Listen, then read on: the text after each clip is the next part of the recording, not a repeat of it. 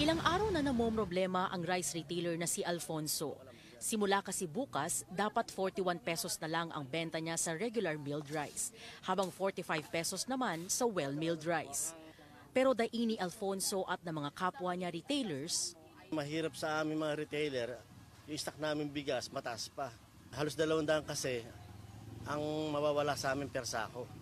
Handa naman kami tumupad sa usapang gano'n na 41 ang maging presyuhan. Kailangan lang taga namin, makakita kaming mababang bigas. aminado ang Agriculture Department apektado ng Executive Order 39 ang kita ng rice retailers. Pero sabi ni Bureau of Plant Industry Director Glenn Panganiban, kailangan daw ang price control bilang mekanismo para pababain ang presyo ng bigas, lalo't sapat naman daw ang supply kaya walang dahilan para patuloy na magmahal ito sa merkado. Meron naman daw ikinakasang assistance program para sa mga matatamaang rice retailers. Pero si Alfonso, buo na raw ang loob niya.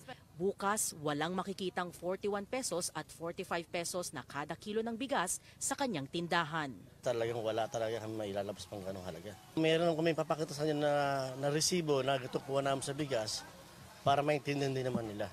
Baka raw bawasan muna niya ang paninda o tuluyang wag munang magbukas ng tindahan para lang makaiwas sa multa.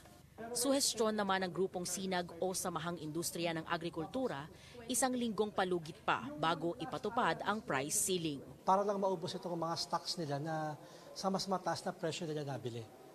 Sa ilalim ng Republic Act 7581 o Price Act, ang sino mang lalabag sa mandated price ceiling ay posibleng pagmultahin ng 5,000 piso hanggang 1 milyong piso at makulong ng hindi bababa sa 1 taon pero hindi lalagpas ng 10 taon. Umaasa naman ang ilang consumer gaya ni Delia at Carmen na makakatikim ulit sila ng murang bigas.